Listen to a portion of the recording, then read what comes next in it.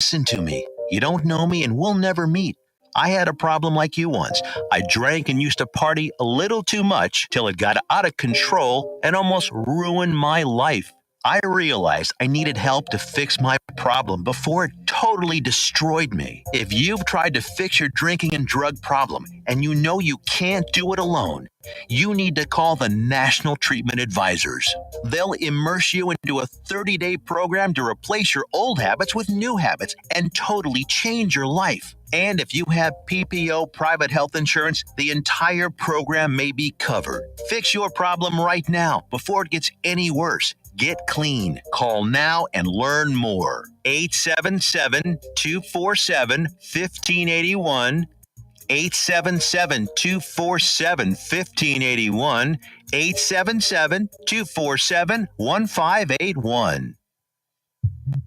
At Romika Designs, we're more than just a laser engraving and specialty design company. Much more. I'm Ron Phillips, co-owner of Romika Designs, and if you can dream it, we can probably make it. We can custom laser cut and engrave on nearly all material. Great for one-of-a-kind gifts, home decor, business and specialty items, or personalized and logoed designs created just for you or your company. Allow us to become your go-to gift and specialty project partner. Romika Designs can help make your ideas a reality. We're ready to help you design and create that special gift for any occasion or engrave your personal or business logo on just about any product. View our designs at romikadesigns.com or simply email us with your ideas. We specialize in custom design and would be honored to have the opportunity to discuss it with you. Call us at 817-400-4040, email info@romikadesigns.com, or visit us on the web at romikadesigns.com. Out-of-date carpet giving you the blues? Tired of your old dingy and broken tile? Let my friends at the Floor Store in Cleveland, Texas give your home the makeover it deserves. This is Old Taco Joe coming to you for the Floor Store. Whether it's carpet, tile, wood flooring, or real wood laminate, the Floor Store can cover all of your flooring needs. Located at 405 West Henderson Street in Cleveland, Texas, owner Brent Harris can help. Shower tile, tub surrounds, even backsplashes. Give them a call today at 817-641-9444. The Floor Store, they got you covered. Hey travelers, do you want to save money on your next flight? Then pick up the phone and call. That's right, call, because the best prices are not online. They're with SmartFares. See, SmartFares has special deals with the airlines. When they have unsold seats, they use SmartFares to fill them. So you get airline tickets at ridiculously low prices. Our prices are too low to publish online. With the extra money you'll save, you can book another trip or treat yourself to dinner or shopping. So stop searching all of those travel sites to find the lowest price on your next flight. Let one of our SmartFares expert travel agents find ridiculously low prices for you. Call SmartFares today and get the best price on your next flight. Guaranteed. Also, save up to 50% off business and first class tickets. 855-325-1820. 855-325-1820. That's 855-325-1820. When you're hungry for tender brisket or some delicious homemade cobbler, then look no further than Leach Brothers Barbecue, located at 1106 East Henderson in Cleveland, Texas. Leach Brothers has been family owned and operated since 1950. Take it from me, Taco Joe Orwinski. Todd and his family have been filling my belly breakfast, lunch, and dinner for a long time. Heck, I even have my own booth, open Monday through Saturday, 6 a.m. to 7 p.m. Come see them for dine-in, carry-out, and all your catering needs. The voice of Johnson County, Joco Community Radio. Welcome to the Her Show, Home Experience Radio, with your host, Trina Titus Lozano. This is a live call-in show that takes your calls and questions about marriage, family, and personal relationships. She's a licensed and ordained pastoral counselor, author, international conference speaker, wife, mom, and grandmother. She's been counseling and teaching vital relationship skills for over 30 years. Trina is real and relational and reveals strong truths spoken in tough love and common sense. Join us on the studio line now at 817-637-2585. And now, here's Trina. Hi, everybody. Welcome to the Her Show. I'm Trina Titus Lozano, pastoral counselor, licensed and ordained Christian minister. And I have a guest in my studio today, Jeremiah Blakely. Hi, thanks for having me on the show. Hi, thanks for being here. So today I am going to highlight some ideas about how to have a healthy relationship. And the one thing I want to highlight first and foremost today is how anger affects your relationships. Okay, to all those who want grace for themselves but struggle to extend it to others, okay, this is for you. Oh, hold on. That's all of us, right? That is all of us. We all struggle with this because whenever a situation happens, it is always so obvious that we are the victim. And whenever we see that we're the victim and we're upset by how other people have treated us, well, then all of a sudden we are offended and we tend to hold on to that offense. And then that anger starts to hold on to us. And before we know it, we have a hard time getting rid of it, moving through it, reconciling the broken relationships. And so I just wanted to bring this up to you today and highlight a really great book by Brant Hansen, Unoffendable. Brant Hansen has a lot of things on YouTube, and you can also listen to this on audiobook, but Unoffendable, just how one change can make all of life better. This is the one thing. If you choose to actually not hold on to your anger, if you choose to say, okay, you know what?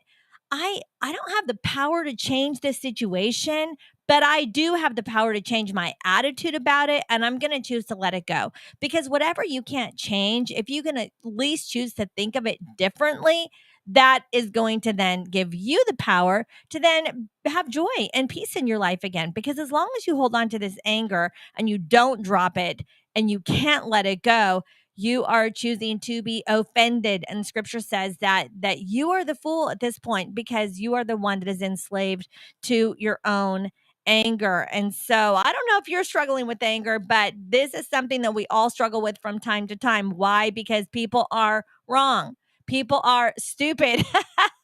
People are difficult. And so, everybody is emotional. We are human. My grandmother, who I quote pretty much every show. Oh, wait, I think I quote her every show. She says you have to give people permission to be wrong. And that is such a great advice. And if we go through life thinking, I'm not giving anyone permission to be wrong, I need to hold people to a standard of being right all the time, there's this self-righteous attitude that is coming over you where people are not able to connect very well with you because you have all this pride and self-righteousness, and really you're just going to push people away and your relationships will not be healthy. However, if you take the personal responsibility to say, you know what, no matter how other people are treating me, no matter what is happening, I'm going to let it go. I'm going to forgive them. And the Bible talks about this in many times, and there is such a thing as righteous anger, but guess what? Not for humans. In the Bible, anytime it's talking about righteous anger, it's always Jesus or God that has the righteous anger, and that is not us. So the story of the money changers in the temple, that is Jesus that has permission to be the judge and to have righteous anger. We would be the money changers in that scenario, right? We're the ones who tend to have the wrong motives and are tending to look to profit off of any situation ourselves because we are sin nature. We tend to be selfish, but there is not an excuse to have anger and to hold on to it. Look at your anger as a roadmap and see, okay, what is it? What is the root cause? I want to look at it as a roadmap because the wrong belief about anger is I have no control over my anger.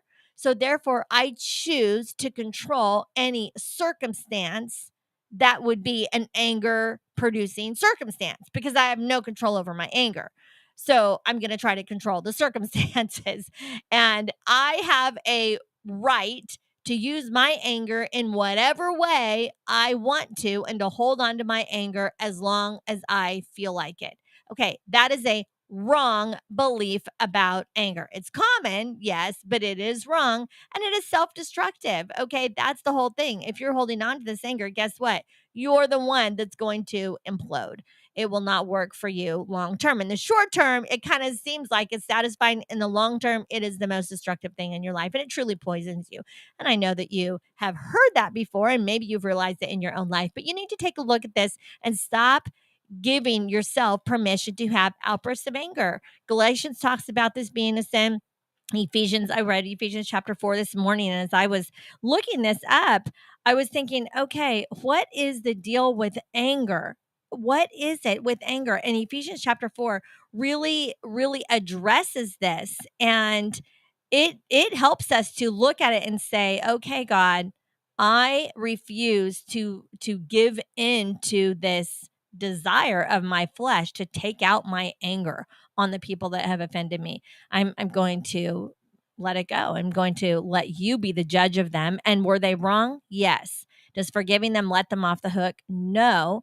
But forgiving them truly puts them on God's hook. And it's like, okay, I'm going to let go of this and I'm going to let God deal with them because I'm not going to hold on to this. There was a book written by a neuroscientist, and he was actually an atheist, and he had no idea that he had a revelation from God. And the book is called Zebras Don't Get Ulcers. Really brilliant title of a book. And what he was saying is that animals have this flight or fight instinct about them. So when a situation happens, boom, they're either going to attack or they're going to run. And but that adrenaline lasts for a short period of time, like minutes. And then when it's over, it's over. Either you escape or you eat someone else or they eat you. Okay. And that's it. But in humanity, we do not have this same type of nuance because we are human and we have the capacity to love and hate in a way that animals do not. We are not just animalistic in our behavior. So, because love and hate are really two sides of the same coin, it is so important that we are able to look at our anger as a roadmap to say, okay, what is deep in me? Where can I give more grace to myself, receive the love of God more for myself, and then I can then extend more grace to others. And to whatever degree I judge others, I will be judged, or if I give grace to others, I will have grace back on me. And so this is very critical with the health of our mind, our mental health, our spiritual health, our relational health, to be able to say, I will not hold on to this, because what it does, yeah, it gives you ulcers, it gives you cancer, it stresses you out to be carrying anger either towards yourself or to others. It has to be something that you are willing to trust God in His way when He says you can let it go and you have to let it go. This is really critical. I know it sounds radical. This is radical forgiveness, people. It is radical forgiveness. Now remember, whenever you encounter someone that is wrong, forgiving them doesn't mean they weren't wrong. They're still wrong. It just acknowledges that you're wrong too sometimes. And that's a fact. We're all wrong too sometimes. So we want to be able to extend grace, extend mercy, and like I say, it's not letting them off the hook. It's putting them on God's hook and saying, okay, I'm not going to stand in a place of pride and judgment. Relationships require an ability to let others to be wrong. This is healthy relationships require this.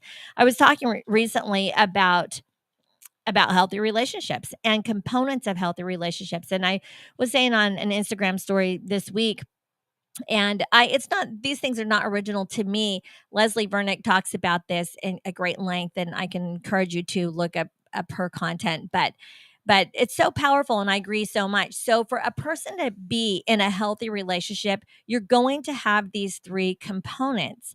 There is a mutuality. You mutually love and respect each other. You mutually uh, care about if you're hurting the other person's feelings. You mutually want to spend time together. You mutually like each other and then eventually fall in love with each other. So there's a mutuality. Then after that, there is and you know how that is, y'all. We all get to a place in Jeremiah. I'm sure that you've experienced this a lot, where either you like the girl more than she likes you, or she likes you more than you like her. And then finally, when you meet the right person, it's just this miracle. It's like, oh, we both like each other and then love each other the same amount at the same time. It's a miracle. And and it truly is a miracle. But when that happens, there's just a mutuality that is really key to your healthy relationship. And then again, after that, you have reciprocity. It is a give and take. Both people are invested in giving and receiving. So it is not lopsided. It is not one-sided. There is a reciprocity.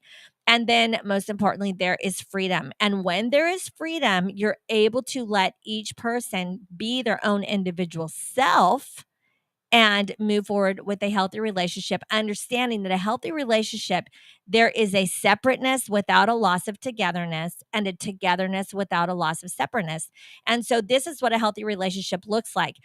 When a relationship has anger as a regular part of it, you fight all the time. I was telling a couple last week, you're not supposed to fight all the time. A healthy relationship between two people that love each other and are working hard to manage their own emotions, they're not fighting. You're quick to forgive. 1 Corinthians chapter 13 says, love is not proud, love is not rude, it is not irritable, it is not selfish. In fact, the opposite of love is not hate, the opposite of love is selfishness, truly. And so whenever you have a healthy relationship that is not selfish, you can love each other, and fighting will not be a regular part of it. Does it happen on occasion? Absolutely, because nobody's perfect. But this is not supposed to be happening. Now, if someone has been accustomed in their lifetime to hold on to anger, to justify anger, and they have the wrong belief about anger, and they haven't understood how to heal from the things that have hurt them, how to forgive others, then this is going to make a healthy relationship impossible. A healthy relationship and anger they are not compatible. It's not compatible because the anger will take over. And this is in fact one of the 5 reasons why people will get divorced is adultery, anger, addiction, abuse, and abandonment. And so that's why I thought I'm just going to open the show today and talk about anger a little bit. I talked about it a lot in my sessions today, this week, and I wanted to bring it as a topic on air this week, and just to encourage y'all, don't allow yourself permission to be angry, to be frustrated. Here's the right belief: because the Lord is sovereign over me and I trust him with my life, I have yielded my rights to him. So my human disappointments are now God's appointments to increase my faith and to develop his character in me. So I choose to not be controlled by my anger, but I will look at my anger as a roadmap to see where my heart needs to be healed. And this is from June Hunt's book, Counseling Through Your Bible. And I think this is so powerful. And in this book, she talks about the 4 sources of anger: hurt, injustice, fear, and frustration. And whenever we take these things to the cross and we really surrender them, we can see that through Jesus, he gives us the love, significance, and security, which will trump the anger. It will heal the anger. So whenever you take your situation and you see where your heart has been wounded, you say, okay, my heart has been wounded. And so, God, heal my broken heart. Okay, I'm a victim of someone else hurting me. Heal my broken heart, because they are probably not going to change. They are who they are. And, but I don't want you to stay broken and unhealed. He says, by his stripes you are healed. So you want to take that broken heart to the Lord and allow him to heal it. You want to take the injustice. Your rights have been violated. I mean, doesn't every child seem to like they should have a right to a loving family? Doesn't every child seem like they should have a right to a home that has love and peace in it and a safe environment to be raised in? Well, sure. Doesn't every marriage seem like you have a right to be safe in each other's arms? Okay, but when your rights are violated, what are you going to do now? And you really need to take this to the Lord, because if you don't take it to him, then when your rights are violated and you become a victim of someone else's bad behavior, you will just stay in your anger instead of actually taking action. A lot of people say, well, my anger is what motivates me to action. It's my anger that helps me stand against injustice of the people who have wronged me. Well, really, your anger is a very poor motivation. I would rather you be motivated by your character and just to take action, but it's more productive to take action without anger. We don't want angry police. Would you like the judge to be angry if you're in a hearing? No, we don't want people with authority over us to have anger to motivate them to keep the justice. So we want to have action and justice motivate us, but not through anger. That's destructive and it's not productive. And we want you to stand up for what is right, but to do it without anger. And you have an inner moral code you've got to listen to when it comes to these things. Another source of anger is fear. When your future is threatened, And whenever we have this feeling all of a sudden like my future is threatened, see, everyone is created with a God-given inner need for security. So whenever we feel like all of a sudden my future is threatened, what I had planned isn't working, and I start to freak out a little bit, a fearful heart just reveals a lack of trust in God and his perfect plan. He has a plan. It's going to be okay. We can't go to a place of panic or anger in that moment when something happens and all of a sudden we feel like our future is threatened. We're not an animal. We don't need to just go to fight or flight. We need to be able to say, okay, I will be solid. I will be solid in the Lord, and then I will make a conscious decision. Either I will walk one direction or I will walk another direction, but God's going to lead me. And he will lead me. Psalm 23 is so beautiful. No matter what I am facing, he will lead me through the valley of shadow of death, and I will fear no evil. I don't have to be afraid with him because his love is perfect. Perfect love casts out fear. So that way I'm not afraid of punishment. I'm not afraid that my future is threatened. I am so solid that he has me in his hands. I don't have to be afraid. Therefore, that fear won't cause me to be angry. See, these are very important emotional uh, it's emotional reactions that we've got to take a hold of in our life so that they don't become destructive in our life, because fear and anger are two emotions that will become very destructive if we don't look at them carefully. Now, they can be productive when you look at them as a map to see where your heart needs to be healed, where you need to go to the Lord, and where you need to stand up for justice, where you need to trust God with your future. And then frustration is another core reason for anger. It's just like that, bam, you can just flip a switch and you are frustrated. You are irritated. You are frustrated because your efforts were not successful. It's like you tried to be good and you weren't. And maybe you failed yourself or you failed others, but you feel like no matter what I do, it's not good enough. So you're afraid of judgment from others, and then you judge yourself. And fear does not have, and anger and judgment and fear, none of these are what God wants for you. He wants you to know that you are not unsuccessful, that he does have a plan. And when you trust him with the plan, that you don't have to become frustrated, because that little voice in your head that says that you're not good enough and you'll never be good enough no matter how hard you try, that is the voice of the enemy. That is not the voice of the Holy Spirit. And God has given us a need for significance. And if we listen to the Holy Spirit, we know that we are significant. And when we know Jesus in a way that is so personal and so true, we know that our sense of significance cannot be threatened when our identity is in Christ. And so this frustration over unmet expectations for ourselves and for others can become a real source of anger. So I just encourage you today, right off the bat at the beginning of our program, take a look at these negative emotions in your heart. Take them to the Lord in your prayer time and be an overcomer. Don't allow these negative emotions to destroy you. I always say, admit your emotions. You want to admit them. You want to take a look at them. You want to have the self-awareness to say, I really struggle with fear and anger, not just a little bit, a lot bit, like not where it's just a little feeling, because it is a feeling, y'all. It's a feeling that we all have sometimes every single day, but you need to feel it and then immediately process it through the word of God, process it through your identity in Christ, process it through who Jesus says you are and what he says. He says that you are loved, significant, and secure. He says that he came to heal you, to set you free.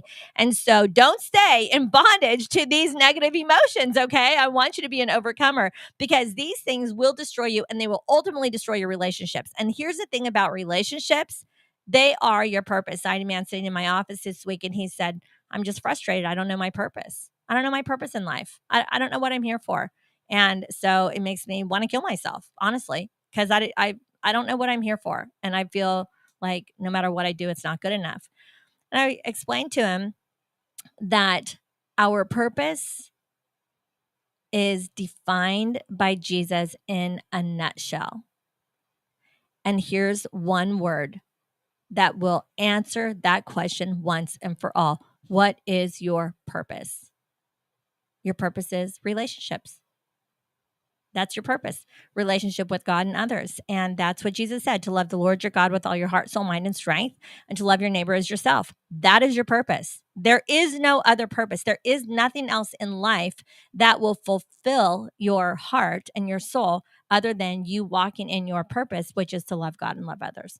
And so, of course, that purpose is incompatible with selfishness. That purpose is incompatible with pride and with fear and with anger, because these things push people away. So whenever we say that we really want this loving connection, we want to walk in our purpose, we have to make up our mind we will be healed, and we want to trust God for healing in our heart. See, our brains are wired for connection, but trauma rewires them for protection. So that is why healthy relationships are difficult for wounded people. So here's what needs to happen is today you say, I'm tired of being wounded. I've been through a very difficult personal crisis in my life and in my family for the past 6 years. And my husband and I have had to go through some things together. So one of our child had made some decisions that brought tremendous disappointment in our lives. And so because this disappointment was so dramatic, we were really pulled together, which is really such a blessing. And that's part of the good that came out of this past 6 years is, what doesn't kill you makes you stronger, is instead of it pulling us apart in a healthy relationship, a trial will actually bring you together. And it really did. It really brought us together.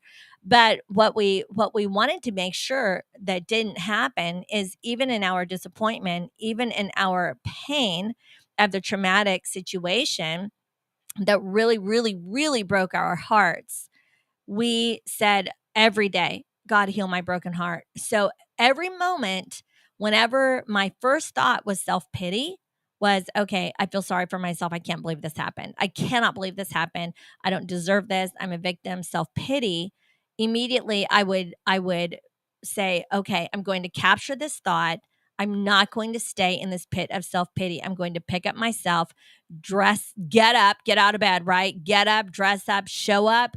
Keep walking, as my husband would say, just keep walking. And I'm going to say, God, heal my broken heart. Every time I have these ideas of self-pity, God, heal my broken heart, because I've got to be able to connect, and especially to connect with the person who disappointed me. Especially, I've got to be able to reconnect with them. And I can't reconnect with them if I don't forgive them. I can't reconnect with them if my heart is hardened and there is a wall of protection up. So we've got to tell ourselves, I'm gonna walk in healing. I'm not going to walk in hate. And that is really the key to successful relationships. So Jeremiah, you are a single guy. Yeah, it's a true story. So we were talking a little bit about dating earlier, just because this is what you're in the middle of these days. Yes, more or less. More or less. So tell me, let's say you are 33. Yep. I say that's a perfect age. And never been married. Tell us what's going on out there in the dating world. I'm not sure if I have the most accurate perspective, to be honest with you. I've been living in sort of a bubble overseas, and some of what I've been seeing a lot is that if I am going out with a girl who's around my age, she has already been through a broken heart, a few, maybe an abuse, traumatic relationship. And so generally either she's jaded and she is not interested in investing emotionally, and so she just wants to play around, or she's just always looking for the red flags. And so it doesn't. So there's a wall up before the first date even happens. Yes. And then there's a fear wall. Yes, I call that a fear wall. Yeah, fear wall. That's a good way to put it. So it's happened a few times. And, I haven't been dating a whole lot, but the few times that I've been meeting other girls, this is a very common issue. There's a fear wall immediately. Okay, girls, you hear that? You're wondering why you don't have a second date? Well, there's a good chance that the guy can sense that there is a fear wall going up. So, I always recommend that if you have a fear, and I think it's important to be cautious, because the same thing, you need to be cautious of girls, because hurting people hurt people. So if they're wounded, you got to be looking out for those red flags too, right? Well, of course. However, there can be some sort of sustainable, just easygoing atmosphere if you don't, just like, hey, we're going to take this slow. We don't got to go. We don't got to share our deepest traumas within, on the first 2 weeks. Date. Yeah, or within 2 weeks, right? Yeah, Take the time, because everybody has a story. Everybody has a story. Everybody has been hurt. But you're right, if you take the time. Okay, so here's my advice. I think that people should take 4 seasons. Before they get engaged? Yeah. Okay, I've heard that before, of course. I think that's okay. It seems like that should be a no-brainer. Yeah. However, sometimes you just, I've heard some stories where people just know and they somehow it works out. But I think it's important to take your time because I think it's a risk. I took 6 months to choose like which computer I wanted to buy once upon a time. I think I think you put some real thought into that. So at the very least, I always say, and I got this from Dr. Laura Schlesinger, but I think it's great. I always say, okay, when you are dating, you need to really keep in mind what you want because you don't want to date the kind of person that you would never marry. But I was totally against the idea of only date people who you would marry. Well, you don't know yet. You haven't dated them yet. But she always says, choose wisely and treat kindly. And I love that. Choose wisely and treat kindly. That's good. That's good. That's beautiful. It's very basic life skills, if you're going to choose a computer wisely, you for sure want to treat a wife wisely. Okay, we're going to be talking more about life, love, and other mysteries, positive attitudes and negative attitudes, and things that promote healthy relationships and the things that kind of mess them up. I'll be right back after the break. I'm Trina. Stick with me.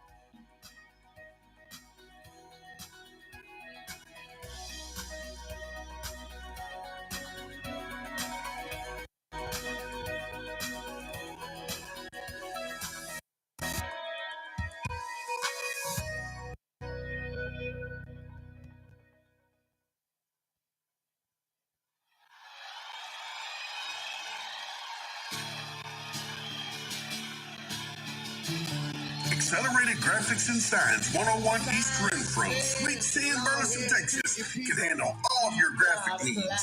Need a banner or promotional products for your business? They got you covered. T-shirts and caps for your group. All you need to figure out is if you want them screen printed or embroidered. How about some slick graphics on that hot ride to make you stand out from the crowd? Accelerated Graphics and Science can handle anything you throw at them. Located at 101 East Renfro Street, Suite C in Burleson, Texas, go in and see them. Call them at 817-991-0523 or reach them on the web at www.acceleratedgraphics.net. They are loud and proud and want to serve you. Accelerated Graphics. Hey, there's something you forgot to do. It sure is hot. Are you sweating like a dog? Wait, what? Dogs don't sweat. Oh no, you forgot to get your window tinted. Whether it's the kitchen window that sits in the sun for the hottest part of the day, or you just got new wheels, call Sharp Window Tinting in Burleson, 817-615-9379, or look them up on the web, sharpwindowtint.com.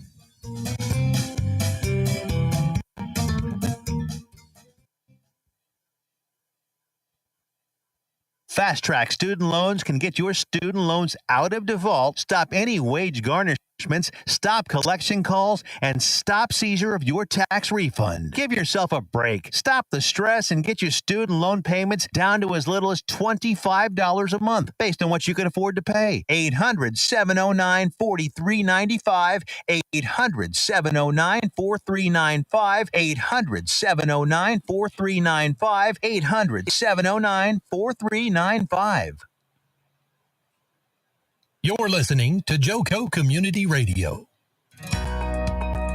Welcome back to the Her Show. JoCo Community Radio is proud to be the voice of Johnson County, Texas, and is live 365 on the TuneIn Radio Network. So to listen or watch, simply go to tuneinjoco.com to choose where and how. The JoCo Community Radio app is now available for free on Android and Apple devices. So simply search your store, check out our lineup and more on jococommunityradio.com. This episode and more brought to you by Patriot Claims, making your insurance work for you. So reach out to your Texas sales rep, Nona Reed, at 844-TEX-HAIL, 844-839-4245. And Jeremiah is in the studio with me today. We are talking about dating, healthy relationships. You know, how do you find a woman worth keeping? How do you find a man worth keeping? There are definitely some do's and don'ts in the process. Yeah, so you say. I should put together a fancy list and be very selective. Yes, but I think people are too selective. I also think I think people should be very selective, but I like, okay, my son, 29, you're 33, you're both very eligible bachelors. I am part of Bachelor Nation. I for years have watched The Bachelor and The Bachelorette, although I stopped watching recently because I was kind of upset about how they're running It's the gonna be show okay. now. I don't like the way they do the show anymore, so I don't watch it I'm anymore. here for you if you want to talk later. Okay. Yeah, I don't like the way.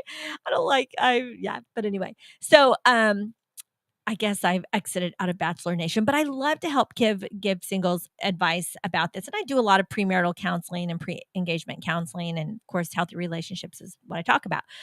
But I think if people get too picky, you're really you become unrealistic about humanity. Seriously.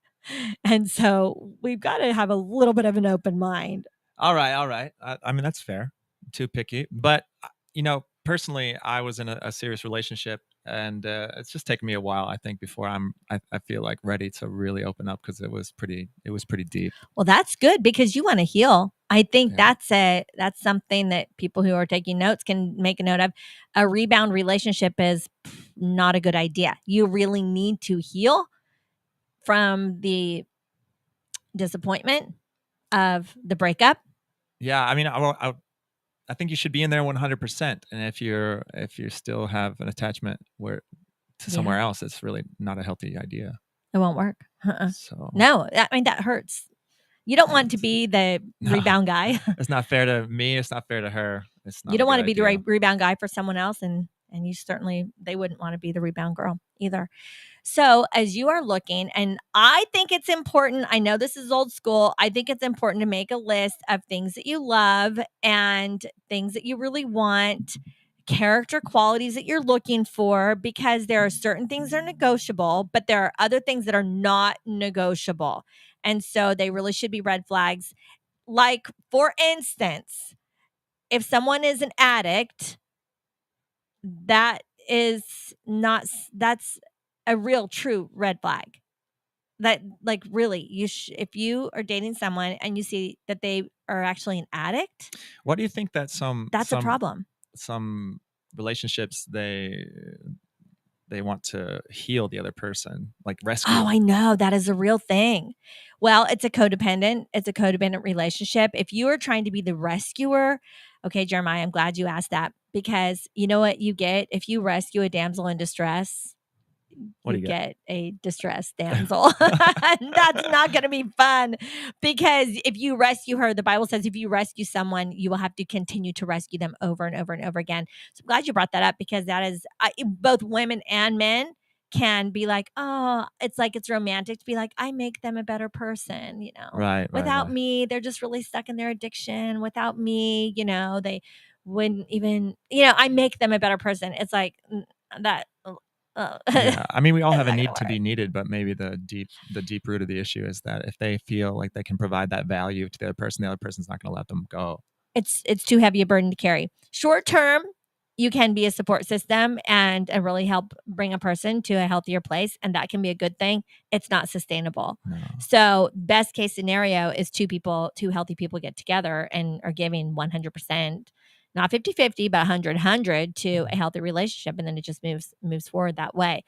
So yeah, you want to avoid addicts. So one thing I heard, like a good idea is to like hang out in groups for a little while, just to kind of get, like, I've had experience where I meet a girl and I'm like, whoops, we've been, how do I say, we've been alone in a spot where I don't like her actually as much as she likes me. It would have been a lot nicer if I would have just hung out in a group for a little bit. Okay. Yeah.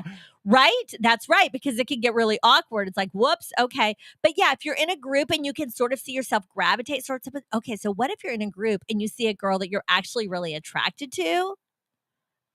Then what do you do? Well, you should be able to go say hello. Go say hello at the very least. That's right. Yeah. Go say hello at the very least, and then see what happens. So would you get her phone number right away, or give you No, exchange? No, not right away. Not right away. No, You'd wait a little that's bit. really too fast. Unless it's like, okay, actually I did do this the other day. I went to a restaurant and I saw a really, really cute hostess, and I was like, all right, she's working, but I really want to talk to her, and this is not the appropriate time. So right. I did get her number, but she didn't call me back. Okay. Which was sad. It was sad. But that's Sad okay. story. At If least you're you out did there, it. if you're listening. But the reason why I say is because people, I think, too oftentimes just wait. Like, okay, God has someone, he'll just like bring him or her to me, and they're just waiting. And I say, okay, well, if you want to be in a relationship, when's the last time you actually gave someone your number? And if they say, oh, I never have, I'm like, okay, well, the next time that you are at least slightly interested in somebody, let them know that you'd like to keep in touch, and then they have the option whether they're going to or not. Or even like you say, if you don't want to go that far because you're not sure, then say, okay, oh hey, maybe I'll see you again next Sunday morning at church. Like, in other words, if you want to find me, I'll be here at church next Sunday morning, which you're not really saying it that way, but you're sort of saying, hey, good to see you, nice to meet you, maybe I'll see you next Sunday at church. And then, okay, yeah. And then next Sunday, if you really want to see her again, you can go back and find her, whether it's at, church or the restaurant or whatever. Yeah. I think one of the greatest things about being in community is that if the other person is already in a community of friends or people that mutual friends, you can kind of ask, well, a little bit. And reputation does matter. And it matters. There's a difference between gossip and just getting a feel for perspectives totally from other people. Oh, that's so important. That is so important. Okay, so we're doing a list of qualities.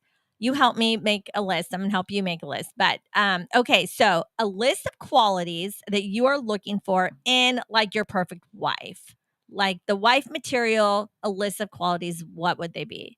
Well, I would love for this person to know who they are and have confidence in their value. Confidence. Okay. And, self-confidence. Most likely not having any daddy issues. Like, ooh, okay. Yeah. That would be a plus. Being ambitious, like having their own lane, something they're really pursuing, but not being so driven that it really takes away from everything else involved in their life. Self-confidence, ambitions, no like mother, father, daddy, mommy wounds, like, so they have maybe from a healthy family. Yeah. The ability to communicate when there is conflict. Okay. The ability to communicate at the right time, because sometimes it's important just to collect your thoughts, and sometimes it's important to say, hey, I need to collect my thoughts. Can we talk about this a little bit later? Perfect. Okay. So I see what you did there. Okay. Yeah. So the ability to communicate. So you want someone who can have the ability to communicate, be able to resolve conflict through communication. So obviously someone who has some good self-awareness and social awareness skills. Yeah. All right. Someone who's honest. Let's add that to your list. That's a good one. Someone who's honest, someone who is attractive. They take care of themselves, like good hygiene. Of course. Attractive. I tell you, it seems like you wouldn't need to actually put that on the list. But there's some people. I had this guy one time, and he really liked this girl, and he thought that he was going to propose to her. And he was even like looking for rings. Okay. So they'd had primarily a long distance relationship. Then they flew to each other's home cities or home countries, actually from two different nations. And they started at least hung out in person for a while because it was primarily a long distance relationship. So then once they started hanging out for a while, during this one particular trip, they were together for like 2 weeks, which was a longer period of time. Well, in that 2 weeks, she only showered twice. What? Yeah. And like her hair was like noticeably getting really dirty but he never knew that. And he actually was trying to talk to himself like, okay, this is not that big of a deal. I'm not going to really worry about it. That's a big deal. Well, he didn't like it. Yeah. It's a big deal. So yeah. It might not have been for some other people, but for him it was. But maybe, maybe from her country, it wasn't. You know what I mean? I think there was some cultural things there. Okay. So it's not like it was necessarily a character flaw, but it was definitely a preference that for him was a no. Like he couldn't. And so, of course, I told him, well, maybe you can just tell her it doesn't have to be a deal breaker. Maybe just tell her that you think that you have a high value of cleanliness. Yeah, I'd like to put that on my list. I have a high value of cleanliness. Daily showers, okay, and with brush your me. teeth. Daily showers, brush your teeth 3 times a day, or whatever it is. Okay, so put that list. But being attractive is important, and I know a lot of both men and women after a period of time of being married. What happens the other person starts taking care of themselves. Either they gain a lot of weight or stop getting dressed up, like where they're just wearing sweats or shorts or t-shirts. You know what I mean? They don't look Okay. as nice. Where during the dating years, I tell you, you need someone who has the character quality to say, I want to look nice every day. And that's a character quality. Yeah, well, we do reap what we sow. And I do think that the element of creativity actually helps enhance the ability to experience love in a relationship and joy and, a full Yeah. life of abundance. And We want to look nice and look the best we can. I think maybe there's different preferences, of course, but yeah, I think it's my style. If you like, It's your style to be in style. Yeah. So really, you will see, and I think that this is an important thing to put on your list, is things in common. So even things in common like lifestyle preferences. Because lifestyle, now you don't have Like to have sleeping at the same time or lifestyle preferences like junk food versus whole food. Okay. Yeah. That's a lifestyle preference. Mm-hmm. Big time. And or a lifestyle preference being, well, I already said, like drugs or drinking versus no drugs and drinking. Lifestyle preference, Right, these things really have to be compatible. Like there are some big deal things that have to be compatible. Even lifestyle preference of, well, some preferences don't really matter. Like for instance, if a guy is particularly like outdoorsy, he likes to do like hunting and fishing, and she's not into that, as long as she's okay with it and he's okay with, she can go out shopping with her girlfriends while he goes fishing. Right. That's fine. My husband golfs and I don't golf. But I mean, I like to ride in the golf cart sometimes, but it's not your preferred activity. Well, I mean, I just don't have that kind of time. Yeah. I don't choose to use my time that way. Right. And I'm not talented at it. So it's like his thing that he does with his brothers, but I'm not mad about it. So we don't have to have that in common. We don't have to both be golfers. That's okay. That's good. That's fine. We're okay with that. So we're okay with that. So anyway, you want to have things in common, but everything doesn't have to be in common. I don't know how you put that on a list. Flexibility. Well, there's freedom. Like I said before, there's freedom. Well, how about further along in a relationship? How do you maybe adjust with somebody's preference? Oh, hey, they're super connected with their family. They want to be with them all the time. Good question. Yeah. Versus maybe not. I mean, if they are not connected, it's not so much of a compromise. But what if they're so connected? Okay, well, this is actually a foundational law of marriage. So a foundational law of marriage is called the law of priority. And the law of priority is this, that we have the maturity to leave and cleave. So there has to be enough maturity that there is an ability to leave and cleave, leave your father and mother, cleave to each other, as in you're building a new family and now you become a new priority.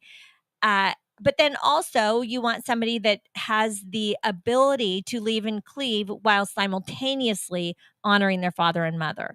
But the umbilical cord has to be cut. And you're right. Some people don't do that. And that's destructive in a marriage. It breaks a foundational law of marriage. So if you see that either with like a guy, I have clients right now, and the man he's working on it. He's getting much better now, but he was very much a mama's boy.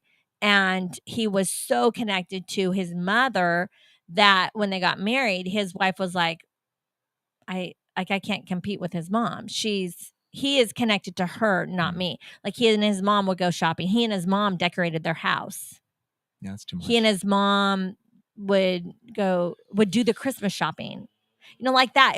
She was like, I feel like I can't connect to my husband because he's with his mom all the time. So that becomes problematic. That is a law of priority that can't be broken. So that's a good question. Although you do want people that don't have hatred towards their parents, because if they have hatred and anger towards their parents, like there's got to be resolve in their relationship with their parents, even if their parents are unlovable, or if their parents have been abusive, or if there's been a boundary there for whatever reason. They have to have the ability to be an overcomer and still honor their mother and father.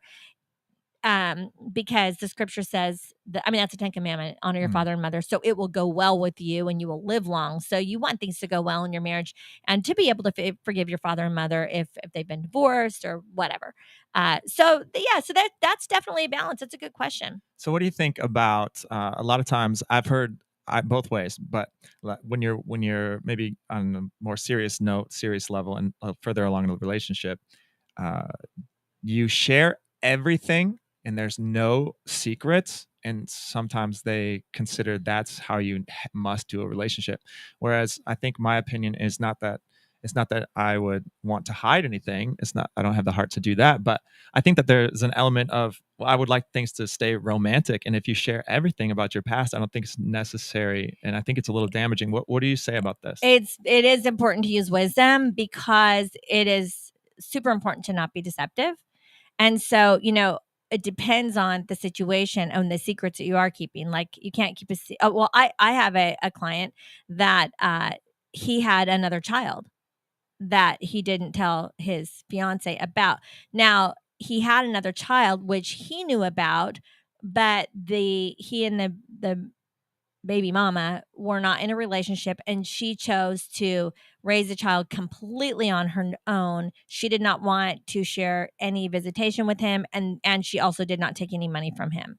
Okay, so therefore he had no relationship with the daughter, but he knew that he had a daughter. Okay, so then after about only 5 years of being married, I believe it was 5 years if I'm remembering correctly, they get some mail saying that this mother now is wanting him to start developing a relationship with his child, and she needed money and she needed insurance and she wanted him to take responsibility. And the wife was blindsided. They're actually divorced now. Oh, no. There was not a recovery from that because there wasn't a recovery because he justified it. He's like, well, at the time I didn't think that you needed to know because I didn't think that she would ever be in my life. Well, I mean, okay, that's a big deal. You would think she would have asked, have you ever been married before, or do you have any kids? Like, I mean, it's kind of a normal question.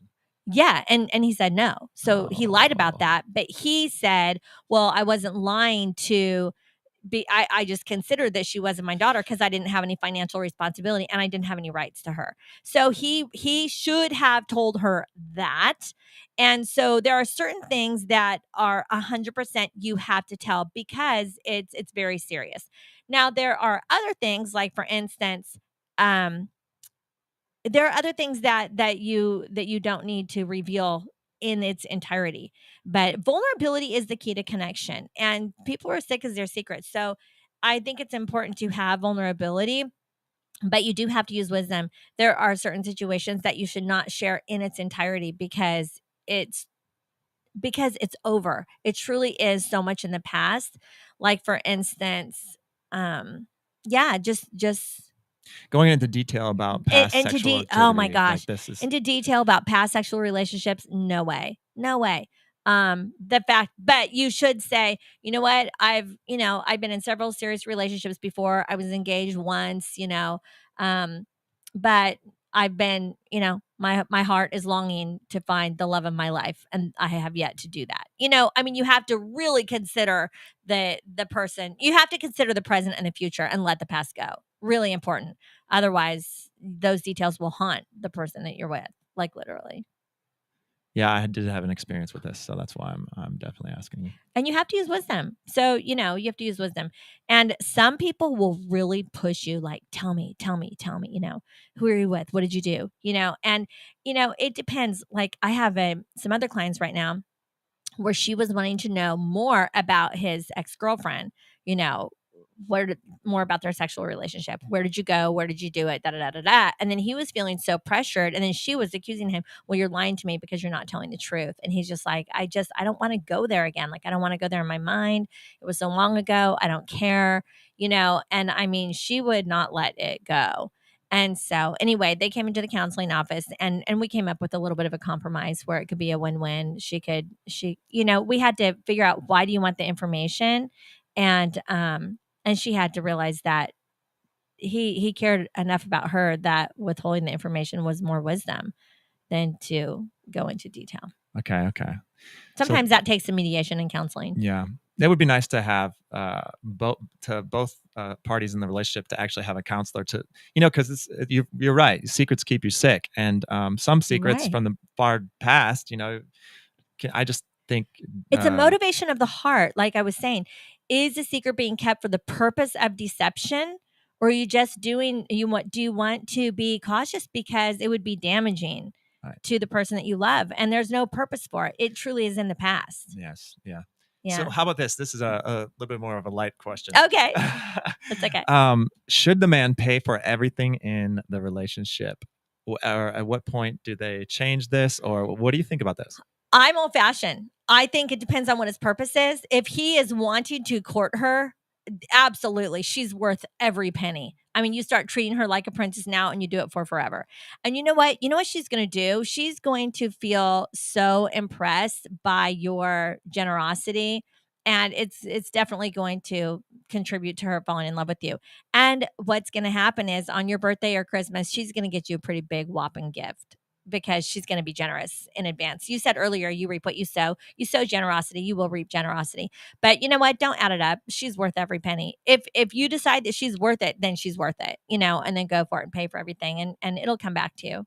Okay, from the start, you pay for absolutely everything. I think it's in your own best interest. Okay. I would err on the side of generosity. So I always recommend that. And I know it's old fashioned, but I am old fashioned. I'm traditional because traditional relationships have historically have a better success rate than when women get too much of an attitude of, I mean, with feminism, there's oftentimes not just an attitude of equality, but there's an attitude of like there wants to be a one-up thing. There begins to be a power struggle. I think it's just always great to honor each other, to honor each other and to be generous with each other. Like I say, it's got to be reciprocated.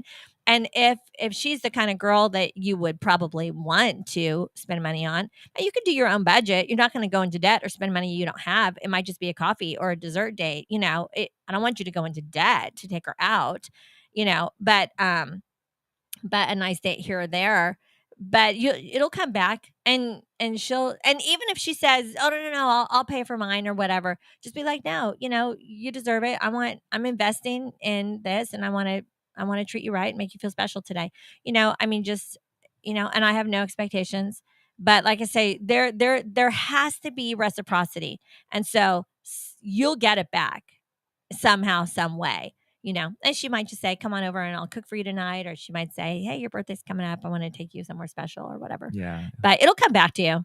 Yeah. That's my favorite. That's my favorite way to see it work. Old fashioned's good philosophy. Yeah. A lot of people they want traditional things, but they don't do traditional things. So they want the outcome, even of a traditional wedding, like the traditional thing of, okay, the bride's parents pay for the wedding, things like that. But they don't do it traditional, like they want to shack up, cohabitate before they get married. Well, that's not traditional. So if you want to be non-traditional, then you shouldn't expect traditional things. If you want to be traditional, then you can expect traditional things. And I think it's important that people stick with it, because you cannot have expectations of a woman being just, to have the real attitude of that she wants to be a wife. A lot of women want to be married, but they don't want to be a wife, and a lot of men want to be married, but they don't want to be a husband. So I think it's good husband practice to start paying for everything. And then in a marriage, I think it's good to actually, for both of you to be contributing to the income, for both of you to be involved in the budget, because everything is ours, our money, our work, our bills, our family, our marriage. And so one person will be the person that will make more money than the other. And that's just math, but you're both working hard to contribute. There's not just a giver and a taker. That's great. I mean, that's what I think. Sounds like some good keys for success. But I think that the husband needs to ultimately, and the boyfriend who is wanting to be a good husband, I think ultimately he needs to think of himself as the provider and protector. Okay. Because she's got to be the one who raises, who Right. gives birth to the children, breastfeeds the children. She can't work while she's doing that. So he's going to have to carry things then. But then there might be a time where he gets sick and she has to carry things financially. So, we're doing it together. All Get right. it together. Well, I wish you all the luck. I mean, out there in LA, and it's not easy because women, like you say, they are hurting, they are wounded, and they have high expectations. And so, but don't be afraid. Don't be afraid of it. Put the walls down. Love is so worth the risk. Love will always require faith as well. You will never know 100%. Is this the one? You know what? They're the one if you pick them. You know what I mean? I think you have to take personal responsibility to pick who is the one. And then when you commit, you've done it because you have been with them long enough and you have gone through things together and you know that you guys are both overcomers and you love each other. And ultimately, love and faith and hope all go together. Well, I hope this show has been helpful to y'all. So I'll have to have all my single friends listen to this show today. Thank you for helping me out, Jeremiah. Thank you, Trina. God bless y'all. Have a great week. See you next Monday here on Joko. Hugs and high fives.